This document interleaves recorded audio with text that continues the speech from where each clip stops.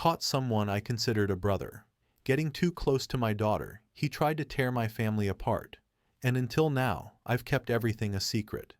I've never posted anything like this before, never even made a burner account, but I can't keep this to myself anymore, and maybe part of me just wants someone to know the truth, even if it's just strangers online. So here it goes.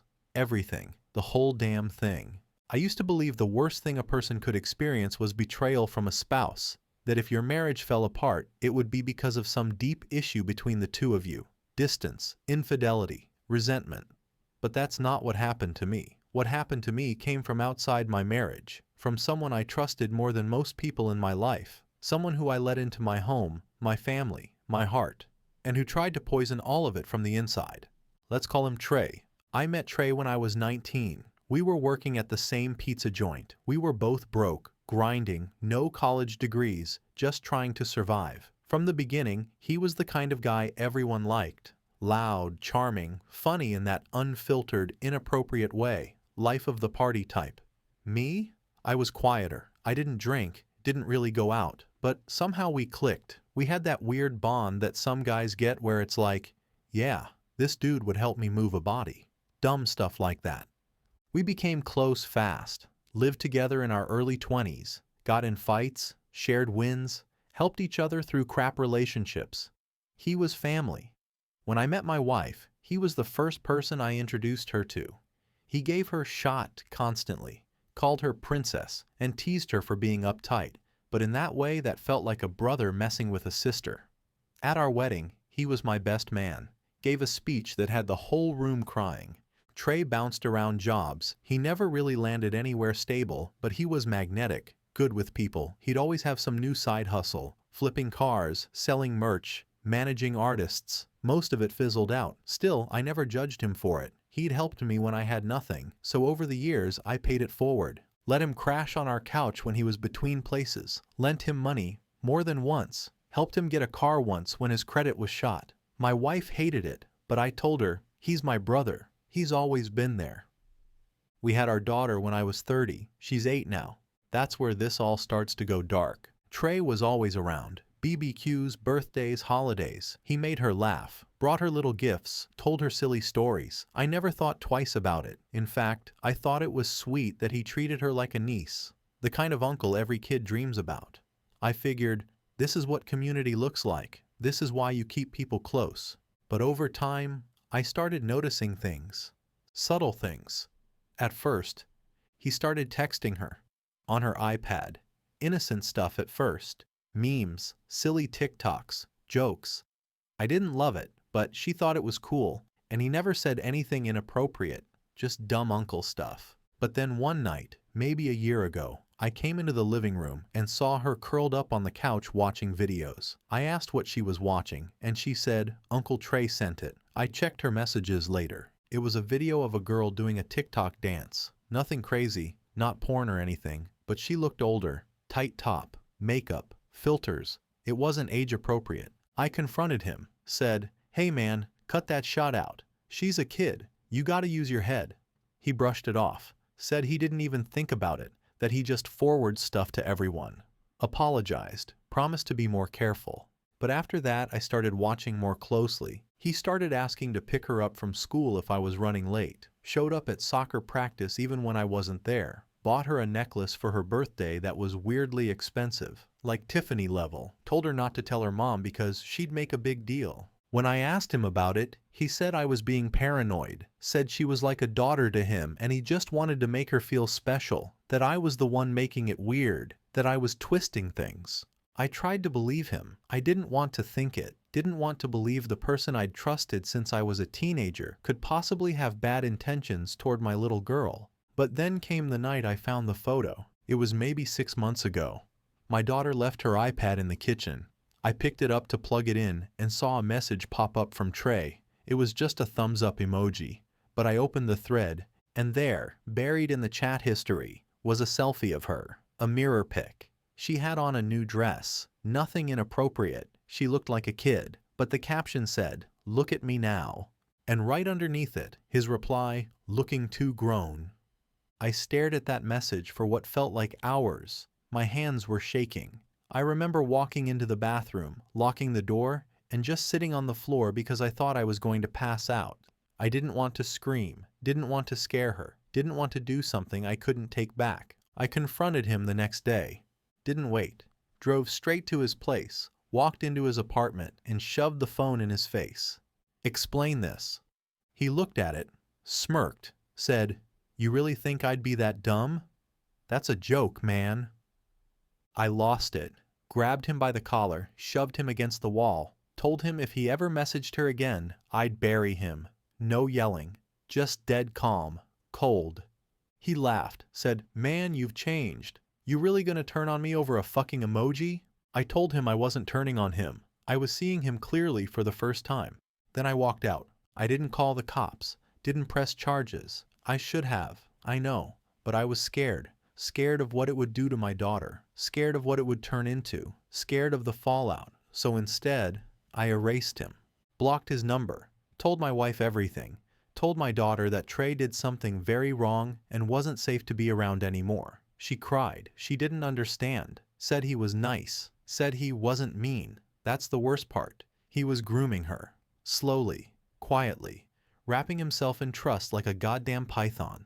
We got her a therapist. Still seeing her. We watch everything now. Every message, every app, every friend. I check browser histories, keep screen time locked. I feel like a prison warden in my own house, but I don't know how else to keep her safe anymore.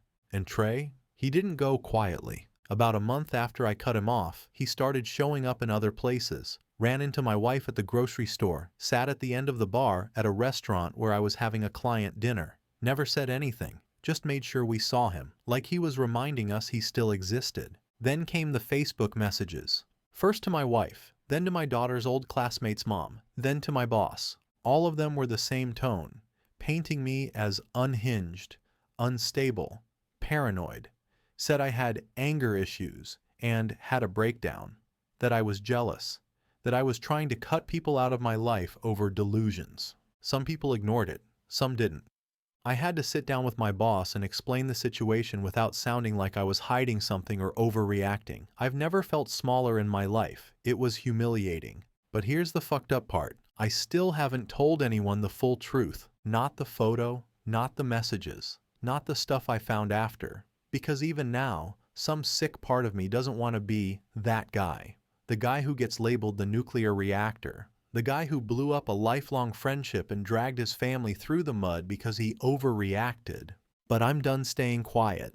I looked this man in the eyes at 20 years old and told him I'd die for him. That's how close we were. And now I see him for what he really was. A predator who inserted himself into my life so deeply that by the time he showed his teeth, I was already too entangled to pull back without tearing everything apart. He didn't just try to hurt my daughter. He tried to undermine me, to make me seem like the unstable one, to gaslight people, to twist the narrative. He tried to make me the villain of my own life while he stood there with that charming fucking smile, acting like the victim. Well, guess what? Not anymore. My daughter is safe. My wife is safe. I still don't know if I did enough. I still wake up at 3 a.m. thinking, what if I missed something? But I saw it. I stopped it. And now I'm writing it. If you have someone in your life who makes your gut twist, someone who crosses little boundaries and laughs it off, don't ignore it. I did, for too long. I kept quiet because I didn't want to look like I was overreacting, because I didn't want to believe someone I loved could be that evil. I was wrong, and if he reads this, and I know he will, know this: you picked the wrong family. You thought you could manipulate us like all the others. You thought you could play the long game. You thought you could rewrite the story with just enough charm and just enough lies. But not this time. This time, everyone's gonna know what you really are. Update 1. He tried to file for visitation rights. As a godparent, let me be clear. I cut Trey out of our lives entirely. After the messages, after the photo, after the subtle grooming, after the social media slander campaign, that was it. No second chances, no vague explanations. My wife and I sat our daughter down and explained in clear but age-appropriate terms. Uncle Trey made us feel unsafe, and we weren't going to see him anymore. She was confused, heartbroken even. He'd made himself a constant presence in her life, and I hate that he managed to crawl that deep into her world before showing his real face. But we were healing. Slowly, she started opening up more in therapy. She asked about him less. She stopped checking her iPad for messages from him. And then, 2 weeks ago, we got a letter in the mail from a family attorney. I thought maybe it was a mistake, a name mix-up, but nope. The letter had all our full names, listed him as the petitioner, and under the subject line, in bold letters, "Petition for Visitation Rights." He was trying to get legal access to our daughter as a godparent. Let that sink in. My stomach dropped. I read the letter 3 times. It wasn't a joke. He was actually trying to claim some kind of familial bond to push for partial visitation or communication access. Claimed he'd been unfairly and abruptly removed from her life, and that she benefited from his mentorship, affection, and guidance. His lawyer, some scumbag with a history of handling sketchy family estrangement cases, argued that denying him access was emotionally damaging to the child.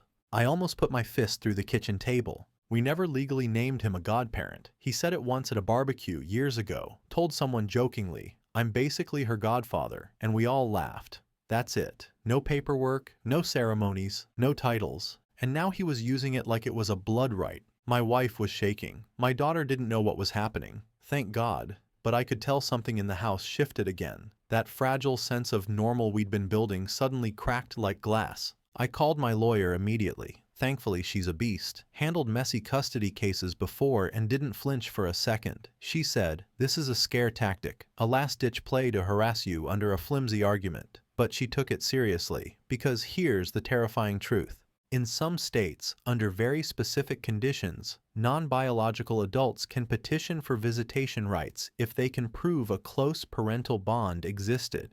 He was trying to weaponize the trust we'd once given him, the sleepovers, the soccer practices, the Christmas mornings. He was twisting everything. So we fought it. We filed a formal response, provided the therapist's notes, with permission, proof of the messages, the TikTok videos, the financial manipulation, the emotional boundary crossing. We didn't hold back this time. Everything went on the table. All the things I hesitated to tell the cops before, my lawyer said, put it in writing. Burn this guy's credibility before he even steps into a courtroom. And that's when SHT got even creepier. He showed up outside my daughter's school, didn't approach her, didn't break any laws, just parked across the street in a rental car, windows down, sunglasses on, watching the kids play during recess. One of the teachers recognized him. They knew him from past events, and texted me right away. I drove there so fast I don't even remember the red lights. He was already gone when I got there, but I called the cops, filed a restraining order request that night. At the hearing for the visitation petition, he actually showed up, stood in court with a new suit, a sad face, and a stack of character references. Mostly old co-workers, some cousins, a neighbor who probably didn't know the full story. He told the judge he just wanted to be a positive male influence in my daughter's life, and that I'd misinterpreted innocent gestures because of untreated anger issues. My lawyer ripped him to shreds. She presented the messages, played the Zoom clip where he joked about how she's growing up fast, huh? With that same creepy undertone. Brought in the therapist's testimony about grooming patterns and how they manifest subtly in trusted adults. The judge shut him down hard. Didn't just deny the petition, issued a protective order on the spot. He's now legally barred from any contact with her, us, or showing up near our home, her school, or any of our listed workplaces. He tried to argue, tried to whimper something about being misunderstood, and the judge straight up said, "You are dangerously close to criminal territory, Mr. Redacted. Consider this your last warning." After court, we didn't celebrate. There was no victory dance. My wife cried in the car for 20 minutes. I sat there gripping the steering wheel so hard my knuckles cracked. Because this wasn't just about winning. This was about realizing how close he came to getting back in, how easily a legal loophole could be exploited by someone who knows just enough about your life to make it hell. I don't know what his endgame was. I don't think he even knows. Maybe he just wanted control. Maybe he just wanted to see if he could force his way back into her world, and by extension, mine. Maybe he just wanted to punish me for not playing along. But now, he can't come near us.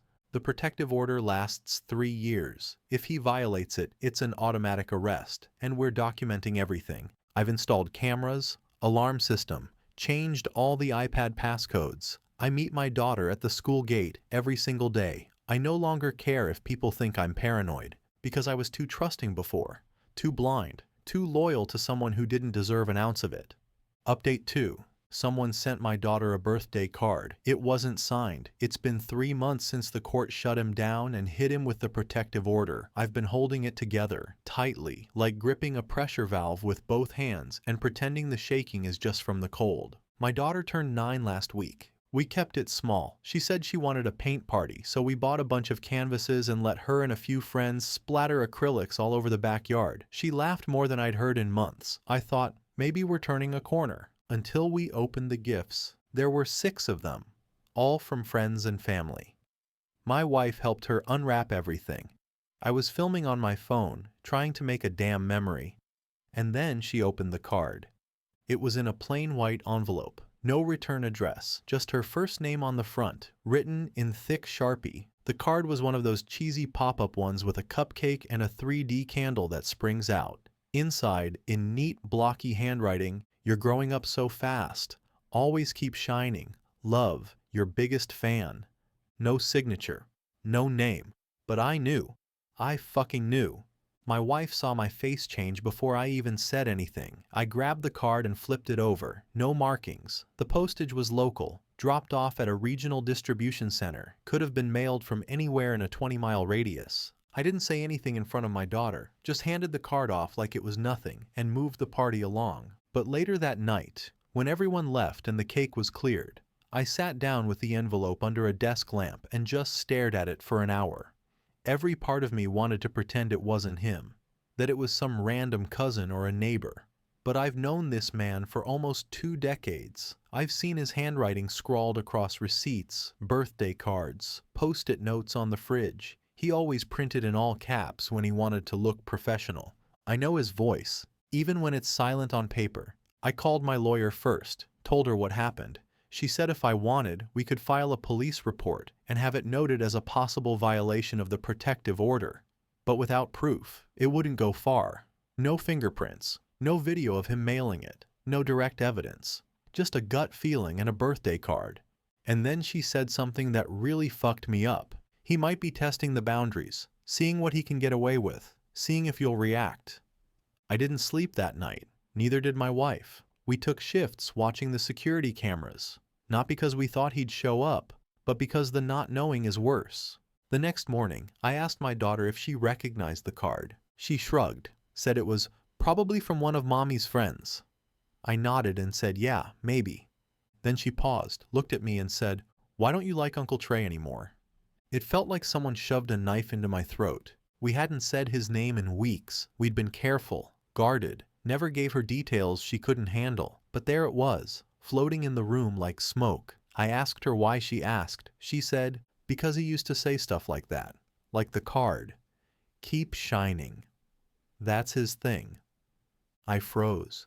She remembered, not just him, his phrases, his style, the little catchphrases he used to brand himself as cool uncle. I told her the truth, not the raw version, not yet, but enough. That sometimes grown-ups say or do things that are wrong, that Trey had made us uncomfortable, and that we're protecting her, that when someone crosses a line, we don't give them another chance to do it again, that loving someone doesn't mean letting them hurt you. She didn't cry, she just looked sad. She's starting to understand, and that breaks me in a whole new way. Kids aren't supposed to have to understand shit like this. After that, we increased all our monitoring, got a P.O. box, flagged our address with USPS in case someone tries to use mail as a harassment tool again, installed another camera by the mailbox, made a digital copy of the card and gave it to our lawyer, logged everything. Still no direct proof, but I know it was him.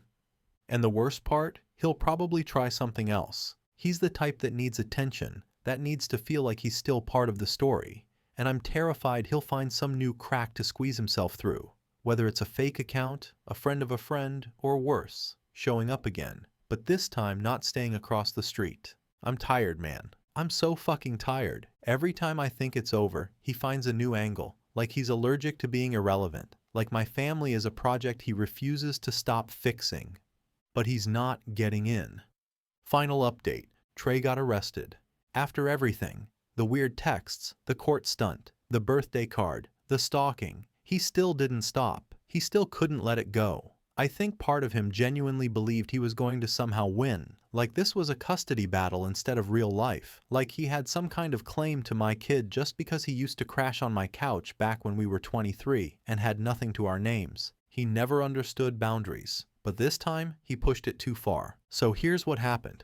About a week ago, my daughter's school called me while I was in a meeting. Missed call from the main office, then a text from the principal saying, "Please call me back ASAP." My stomach dropped instantly. I called, thinking maybe my daughter got hurt or something happened on the playground, but the principal's tone was different. Not emergency-level panic, just tight, serious, controlled. She told me one of the staff had spotted someone unusual at the after-school art club, said he came by claiming he was a volunteer helping out on behalf of another parent who couldn't make it, gave a first name, Travis, and said he had prior volunteer experience. Except here's the thing. He wasn't on the clearance list. At this school, volunteers go through full background checks. You need a driver's license scan, fingerprinting, the works. Everyone's accounted for, and this guy wasn't. So the staff asked him some light questions. What class was he connected to? What student was he linked with? He gave vague answers, said, "I just really care about helping kids express themselves." No details, no eye contact, mask on, hat pulled low, super generic. Then one of the teachers, bless her for this, noticed something weird. He was hovering near the art tables, watching the kids draw, but he wasn't interacting, just standing. She said she walked past him at one point and heard him say something under his breath. Just one line. She still likes to draw cats. Now if you've read the earlier updates, you know what that means. My daughter? She's been obsessed with cats since she was little. It's like her whole personality right now. She draws them constantly. Cat superheroes, cat aliens, cat teachers. It's her thing. And Trey? He used to joke about it, call her Cat Kid, used to bring her sketchbooks and colored pencils, used to pretend to be some fake art agent and say he was going to make her famous. The teacher heard that comment about the cats and immediately got chills. She went to the office, quietly flagged it. Staff approached him again and asked for ID. He said he left it in his car. They asked him to wait while they verified some information. That's when he dipped. Left the building, quick, got in his car and drove off. But one of the staff members had already written down his license plate. And that right there, that's what changed everything. Because when they ran the plate, it came back to a rental car under an alias. The same fake name he used when he filed that bogus visitation case. Travis Raymond. Not his legal name, but close enough that it tied back with one Google search and a little digging. The school called the cops. I didn't even know until later that night. They looped me in after they'd already filed the police report, flagged the footage, and started gathering evidence. The principal was solid, she told me. We didn't want to worry you until we had something concrete, but we think it might be the same man from the court case you warned us about. I felt sick, because I knew right then it was him. Only he would try something like this. Only he would go this far. Only he would think putting on a mask and a fake name would somehow let him slide back into her life without anyone noticing. I called my lawyer, sent her everything, then I sat my wife down and told her what happened. She broke down. Not loud, not dramatic, just sat on the floor and cried into her hands, because it never fucking ends. Every time we start to feel normal again, something else happens, some new line crossed, some new scheme. But this time, the cops were already on it. They traced the rental. Found out he was staying in a short-term rental about 40 minutes outside of town. Nothing fancy, just one of those extended stay places you can book weekly with a burner card. They pulled surveillance, matched it to the plate, matched it to the school camera footage. Then they got a warrant. And when they arrested him, they found everything. In the car, old photos of my daughter printed out from Facebook, Instagram, even stuff that had been taken down years ago. A school calendar with certain dates circled, notes written in a journal. Stuff like, keep it casual, use the name Travis, and be patient. They also found a fake ID with Travis Raymond on it. Laminated, full color. Looked legit enough if you didn't look too closely.